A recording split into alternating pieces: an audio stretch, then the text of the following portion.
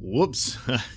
For some reason, I thought last week's episode of Superman and Lois was the final episode of the season because, it felt like the end, because like a good way to cap off the season and set it up for the next one. No, it's another episode. So this one was called Fail Safe, and it's basically carrying on the threads set down by the series here. The teenage soap opera continues for both brothers, as Jonathan finds himself to be a bit of a celebrity at school now because they realize he's the grandson of Sam Lane, the head of the DOD and all that sort of stuff, and he's being seen as the hero of Morgan Edge's nefarious plot, alongside Superman, of course, and all of that. So this opens an opportunity with the popular girl taking an interest in him, but when he realizes all she wants to know is details about his grandfather and that whole thing, he walks away. So it's kind of a letdown. But then perhaps she realizes there's something more. But anyway, meanwhile, Jordan and Sarah, both of them play hooky from school, so they get in trouble for that. And Jordan and Sarah end up actually trespassing on private property to have their little romantic getaway. And the reason Sarah doesn't want to be at school is because, well, she and her family are being blamed for the whole thing unfairly, even though Kyle was just as much a victim of Morgan Edge as anyone else. So now he and Lana are seriously considering just leaving, and so, which you can understand, but that's going to be a bit of a problem for the budding romance between Jordan and Sarah. Yeah. So, I guess that's, that's a plot point they'll be pursuing. So there you go. There's the soap opera stuff. But again, the show works this out very well, even for someone like me who gets really sick of that stuff and is not very much interested in teen soap operas. It's kept to a minimum, and it works as for the overall flow of the show. And so they've done very well with that throughout the season, which is unusual because most of the shows, especially like CW shows, that's it. That's the whole thing, really, is a teen soap opera. So, meanwhile, Superman wants to know what happened to the Eradicator. He realized that Morgan Edge was doing something to it. Well, ultimately, Morgan Edge has become the Eradicator. So when he blasted it, I think he absorbed it into himself, and he keeps hearing voices, and I think that's all of the dead Kryptonians are now within him. And even though it's really just data off those crystals. Meanwhile, Superman has the crystal that is his father, Morgan Edge's father, and he probably should just crush it or whatever, but I imagine there'll be something further with that later. And so clearly Morgan Edge is up to something, but apparently that was one of the initial plans, that he was supposed to just become the Eradicator. Instead, he went with his own plan, but it failed. So now he's got to go back to plan A. And it basically means him as an individual no longer exists, I guess. So he's processing that while he's trapped in this kryptonite chamber they've got him in prison in. And once he does it, his eyes glow kind of a blue. I thought he was going to turn into like a Bizarro or something. But apparently this gives him the ability to break out of the kryptonite cell.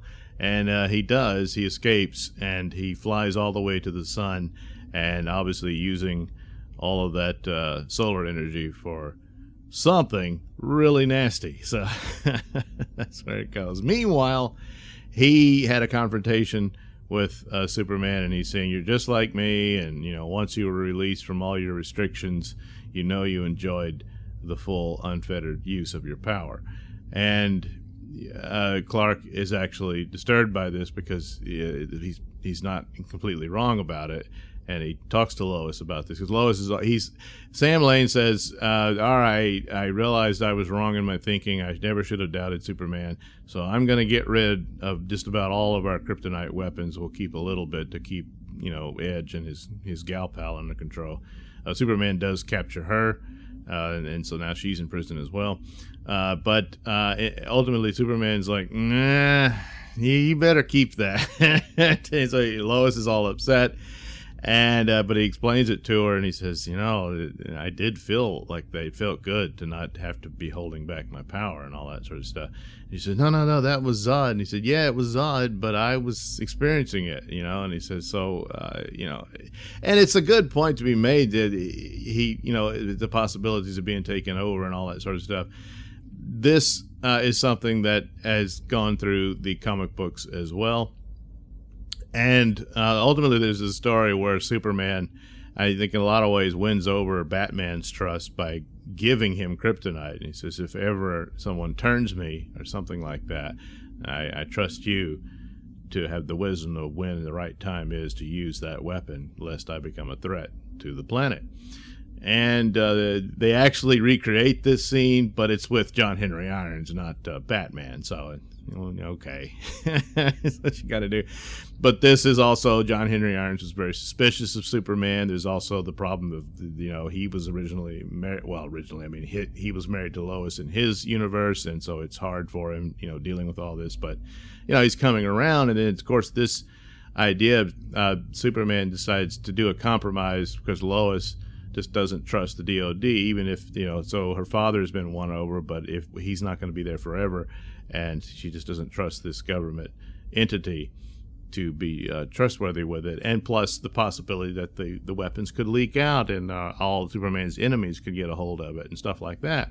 So Superman decides to hand over the stockpile of these weapons to John Henry Irons, and so that's basically where they'll be kept. So in a lot of ways, yeah, John Henry Irons is sort of the Batman in that scenario of where we're dealing with kryptonite weapons to protect the Earth from a Superman gone nasty. So there we are. That's rolling along. I think the last episode from last week would have been a good way to end it, but this was not a bad episode. There's one scene where the editor at the Gazette gets mad at Lois all of a sudden and tells her to leave. I wasn't really believing that too much. I mean, and she just, you're lying to me. I know you're lying to me. Well, how? She really, there was nothing there that would have indicated it. So, but they come around and it's like Lois Lane is all you got.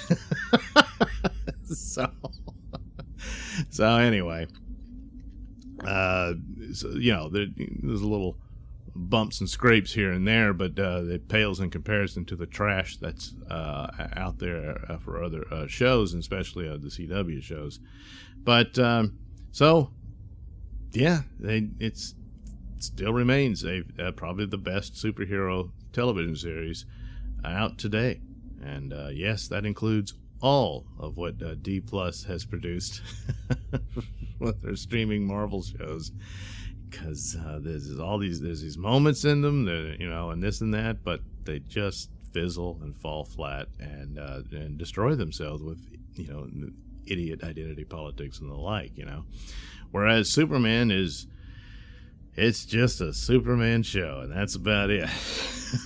It takes some liberties with the story that I'm not fond of, but as a solid show, yeah, it is a solid show. Thanks for watching and listening. Say, while you're still here, why not like and subscribe and share with your many friends? Yes. Also, check out my mini stores in the link description below. Yes, where you can get t-shirts, hats, mugs, all those goodies with my artwork on them. Oh, yeah. And head over to indieplanet.com and pick up a copy of my comic book, Night Night. Oh, yeah. You can also catch me at my podcast, Mr Nailsin Show, on RadioMisfits.com. And you can also watch my videos on BitChute.com and now on Rumble.com. Oh, my goodness, so many places to watch me and my stuff. Oh, yeah.